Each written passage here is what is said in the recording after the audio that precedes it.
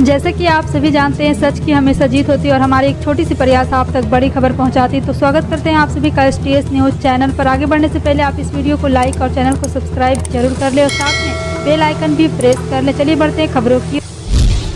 यहाँ आपको बता दें, केंद्रीय गृह मंत्री अमित शाह ने रविवार को इंदौर में विधानसभा चुनाव 2023 के लिए बीजेपी के अभियान की शुरुआत की। यहाँ कार्यकर्ता सम्मेलन को संबोधित करते हुए शाह ने कहा कि चुनाव मंच पर बैठे नेता कभी नहीं जिताते हैं, आप जैसे हजारों कार्यकर्ताओं के कारण जीत मिलती है। शाह ने कांग्रेस पर हमला करते हुए कहा, मध्य प्रदेश में 1.5 साल चली कमलनाथ सरकार ने शिवराज सिंह चौहान सरकार की सभी गरीब कल्याण योजनाओं को बंद कर दिया।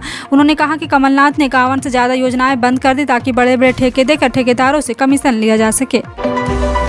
केरल में 5 साल की बच्ची की रेप और मर्डर के मामले को लेकर विपक्षी दलों के गठबंधन इंडिया के भीतर दरार पैदा हो गई। दरअसल इस मामले में पीड़िता और आरोपी दोनों प्रवासी। ऐसे में इस मामले ने राज्य कांग्रेस को CPM के नेतृत्व वाली लोकतांत्रिक मोर्चा सरकार पर तीखा हमला शुरू करने के लिए प्रेरित किया। केरल प्रदेश कांग्रेस के ट्विटर हैंडल से इस मामले को लेकर पिनरई विजयन सरकार की आलोचना की है। केरल सरकार ने राज्य के गृह विभाग को भ्रष्ट करार देते हुए मुख्यमंत्री पिनरई विजयन के इस्तीफे की मांग की है।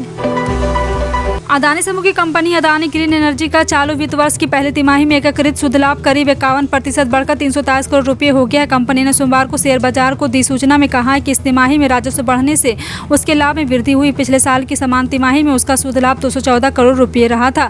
सोमवार को एक्सचेंज फाइलिंग के अनुसार अदानी ग्रीन एनर्जी लिमिटेड का पहला तिमाही का शुद्ध लाभ पिछले वित्त वर्ष की समान अवधि के 214 करोड़ रुपये की तुलना में बढ़कर 323 करोड़ रुपये हो गया है। राजस्थान के अशोक गहलोत सरकार किसान ऋण राहत आयोग की स्थापना के लिए विधेयक पारित कर किसानों को कर्ज से राहत दिलाने की पूरी तैयारी कर चुकी है। 2 अगस्त को पेश होने जा रहा बिल उन विवादों में एक है जो मुख्यमंत्री ने अपने बजट भाषण में किए थे। यह बिल व्यापार सलाहकार समिति यानी कि BSE के बैठक के बाद विधानसभा में पेश किया जाएगा और इसके जरिए किसानों को राहत मिलेगी। कर्नाटक के उप मुख्यमंत्री DK शिवकुमार के खिलाफ आय से अधिक संपत्ति का मामले की जांच पर अंतरिम रोक लगाने के हाईकोर्ट का फैसला जारी करेगा। जी हां, आपको बता दें कि DK शिवकुमार के खिलाफ मामलों पर रोक जारी रहेगी। सुप्रीम कोर्ट ने कर्नाटक हाईकोर्ट के फैसले में दखल देने से इनकार कर दिया। CBI की जांच पर रोक हटाने की याचिका खारिज कर दी गई है। सोमवार को दिल्ली सर्विस ऑर्डिनेंस से जुड़े विधेयक को गृह मंत्री अमित शाह द्वारा प्रमुख बदलावों के साथ लोकसभा में पेश किए जाने की संभावना है। अधिकारिक सूत्रों ने इस बात की जानकारी दी। सूत्रों ने कहा कि संसद के बीच सर्कुलेट किया गया और केंद्र सरकार द्वारा दिल्ली सर्विस ऑर्डिनेंस बिल में कई अहम बदलाव किए गए।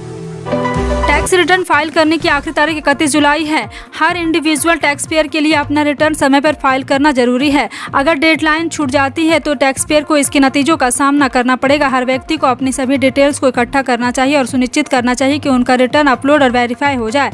जी हाँ, आपको बता दें कि इनकम टैक्स रिटर्न आखिरी तारीख के बाद फाइल किया जाता है तो उसे बिलेट रिटर्न कहते हैं। मुख्यमंत्री भूपेश बघेल ने बेरोजगारी भत्ता योजना की चौथी किस्त के रूप में 1,22,625 हितग्राहियों के खाते में 31.71 करोड़ रुपए ट्रांसफर किए। बेरोजगारी भत्ता योजना के तहत अब तक 112 करोड़ रुपए से अधिक की राशि युवाओं के खाते में अंतरित की जा चुकी है। कार्यक्रम में 1,22,625 युवाओं को बेरोजगारी भत्ते के तहत इतना रुपया 80,72,30,000 रुपए की राशि युवाओं के खाते में भेजी जा चुकी है।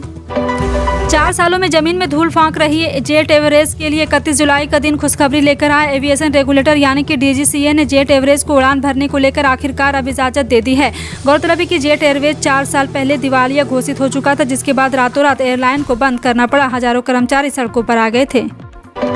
भाजपा के नेतृत्व वाले केंद्र पर तीखा हमला करते हुए आपके राज्यसभा सांसद राघव चड्ढा ने राष्ट्रीय राजधानी क्षेत्र दिल्ली सरकार विधेयक 2023 की निंदा की और इसे अलोकतांत्रिक व अवैध विधायी कार्यों का प्रतीक बताया। उन्होंने कहा कि यह विधेयक दिल्ली के लोगों पर सीधा हमला, भारतीय न्यायपालिका का अपमान और देश की संघीय व्यवस्था के लिए बड़ा खतरा है। भारतीय हवाई अड्डा प्राधिकरण ने 342 जूनियर सहायक और जूनियर कार्यकारी रिक्तियों की घोषणा की, जिसके लिए आवेदन प्रक्रिया 5 अगस्त से शुरू होगी। योग्य और इच्छुक उम्मीदवार 4 सितंबर तक भर्ती पोर्टल AAI-AERO पर आवेदन कर सकते हैं।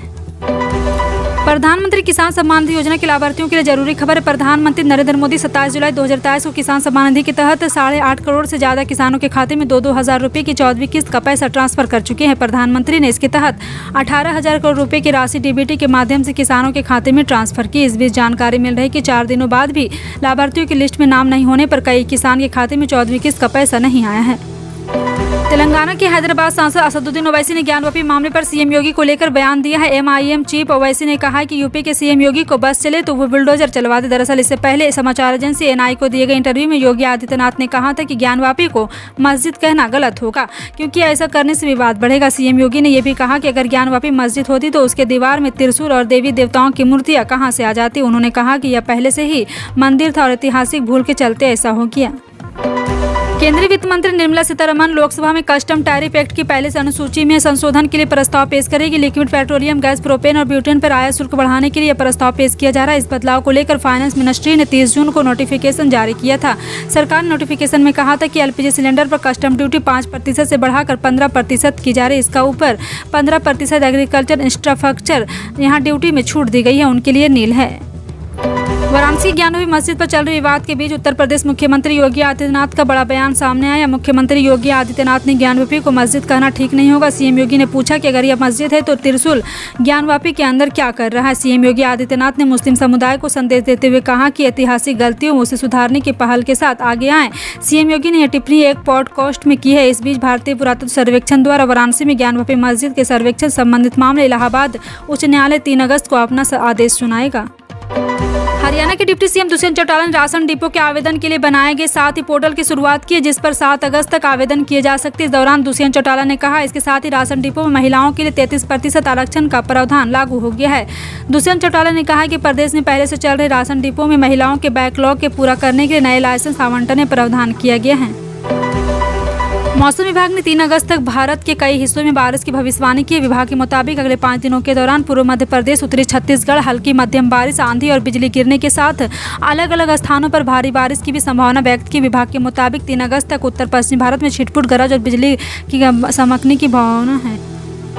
सरकारी स्कूलों में प्राइमरी से लेकर हायर सेकेंडरी तक शिक्षकों के रिक्त पद पर भर्ती प्रक्रिया चल रही। प्रदेश भर से अतिथि शिक्षकों के लिए उम्मीदवारों से आवेदन मंगवाए गए हैं। अब इनकी स्क्रूटनी कर मेरिट लिस्ट बनाई जा रही है। जी हां, आपको बता दें कि यहाँ ये सूची लोक शिक्षण संचालनालय ने मंगलवार को जारी करने का निर्णय लिया है। इसके आधार पर उम्मीदवारों को स्कूल आवंटित किए जाएंगे। इसके बाद उम्मीदवारों को स्कूल में जाकर ज्वाइनिंग करना है। प्रक्रिया पूरी करने के लिए संकुल प्राचार्य को दिशा निर्देश दिए गए। हालांकि अतिथि शिक्षकों के लिए भी संचालकाय ने कुछ गाइडलाइन बनाई है। नौकरी के बदले जमीन घोटाले में लालू परिवार की मुश्किलें बढ़ गई। ईडी ने जमीन के बदले नौकरी घोटाले में लालू यादव के परिवार से जुड़ी 6 करोड़ रुपए की संपत्ति जब्त की। इस मामले में राजद प्रमुख और पूर्व सीएम लालू प्रसाद यादव, बिहार के डिप्टी सीएम तेजस्वी यादव और पूर्व सीएम राबड़ी देवी पहले से ही जांच का सामना कर रहे हैं। अभी हाल ही में सीबीआई ने तीनों के खिलाफ आरोप पत्र भी दायर किया था। पश्चिम बंगाल की मुख्यमंत्री ममता बनर्जी ने सोमवार को कहा है कि राज्य में 26 जुलाई तक डेंगू के कारण 8 लोगों की मौत हो गई, जबकि 4401 इससे संक्रमित हुए। उन्होंने डेंगू के कारण उत्पन्न स्थिति पर चिंता भी प्रकट की। ममता बनर्जी ने विधानसभा में कहा कि इस साल डेंगू के मामले बढ़ रहे हैं क्योंकि पंचायतें स्थिति को नियंत्रित नहीं कर पाई। उन्होंने कहा कि पंचायतें चुनाव के बाद बोर्ड का गठन नहीं कर सकी। उन्होंने कहा कि डेंगू से निपटने के लिए कड़े कदम उठाए जा रहे हैं। लोकसभा चुनाव 2024 के लिए विशाल बिछाने लगी है। जी हां, मोदी विरोधी दल एकजुट हो रहे हैं तो एनडीए का भी दायरा बढ़ रहा है। बिहार एनडीए में अब उपेंद्र कुशवाहा, जीतन राम मांझी और चिराग पासवान की वापसी हो चुकी है। हालांकि सीटों को लेकर चिराग और उनके चाचा केंद्रीय मंत्री पशुपति पारस के बीच हाजीपुर सीट को लेकर तनातनी अभी तक जारी है। एनडीए में इस तरह की खींचातान से बीजेपी को नुकसान हो सकता है।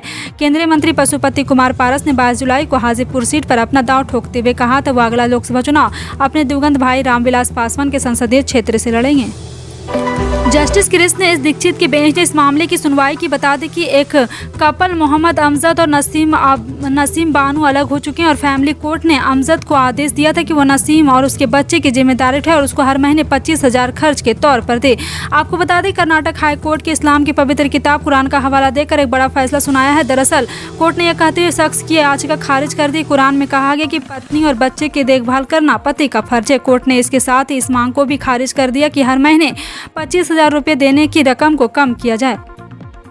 राजस्थान के भीलवाड़ा में किसी छात्र ने शनिवार को एक छात्रा के बैग से पानी का बोतल निकालकर उसमें पेशाब भर दिया। इसी के साथ आरोपी छात्र ने छात्रा के बैग में प्रेम पत्र भी डाल दिया। लंच बाद छात्रा ने जब अपना बोतल खोला तो उसमें से बदबू आने पर उसे मामले की जानकारी हुई। इसके बाद उसने प्रिंसिपल को शिकायत दी, लेकिन जब कोई कार्रवाई नहीं हुई तो सोमवार की सुबह आक्रोशित ग्रामीण समुदाय विशेष के मोहल्ले में घुसकर हंगामा करने लगे। इन दिनों आपको बता दें कि इन दिनों हर दूसरे के चेहरे पर आपको काला चश्मा देखने को मिल जाएगा। इसकी वजह चारों तरफ छाया है आई फ्लू का कहर। लोग मार्केट में इधर उधर आई फ्लू की दवा या कहे आई ड्रॉप ढूंढते फिर रहे हैं और भारत की ही एक कंपनी है जिसकी 1-2 बूंद नहीं पूरे 18 आई ड्रॉप ब्रांड मार्केट में है। आपको जानकर हैरानी होगी कि इन ब्रांड के मालिक कोई और बल्कि दूध सी सफेदी लाने वाला निरमा ग्रुप है। निरमा ग्रुप का दखल फार्मा सेक्टर में भी है और उसकी एक कंपनी एक्यूलाइफ हेल्थ केयर मार्केट में 18 आई ड्रॉप ब्रांड भी बेचती है। इनमें से एक चर्चा मोतियाबिंद के इलाज में भी काम आती है। अब यही कंपनी फार्मा सेक्टर की एक बड़ी डील को अंजाम देने जा रही है। देश के वित्त मंत्रालय ने सोमवार को 2000 रुपये के नोट को लेकर खास रिपोर्ट जारी की। इस रिपोर्ट के तहत देश में सर्कुलेशन में मौजूद 2000 रुपये के नोट 25% से भी कम रह गए हैं। इन रुपयों को डिपॉजिट करने का समय अभी 30 सितंबर तक का बचा हुआ है। वैसे अगस्त के महीने में देश के अलग अलग राज्यों को मिलाकर 14 बैंक अवकाश रहने वाले, लेकिन इनमें से अधिकतर बैंक हॉलीडे स्टेट की हैं। जुलाई माह के आखिरी दिन शुक्रवार यानी कि 31 जुलाई 2023 को सोना चांदी मामले उतार चढ़ाव के साथ कारोबार कर रहा सोना आज भी लाल निशान खुलकर 59,600 रुपये प्रति 10 ग्राम के आसपास कारोबार कर रहा। वहीं MCX पर सोने का भाव लाल निशान में कमजोरी के साथ 59,650 के आसपास कारोबार कर रहा। वहीं चांदी लाल निशान में 73,850 के आसपास कारोबार कर रही है। फिलहाल आपका इन सभी खबरों पर क्या कहना है, कॉमेंट सेक्शन में टाइप करके जरूर बताएं। इसी तरह की पल पल की अपडेट जानने के लिए जुड़े रहें आप अपने NTS न्यूज़ चैनल से। मिलते हैं अगली बड़ी खबर में, तब तक के लिए जय हिंद।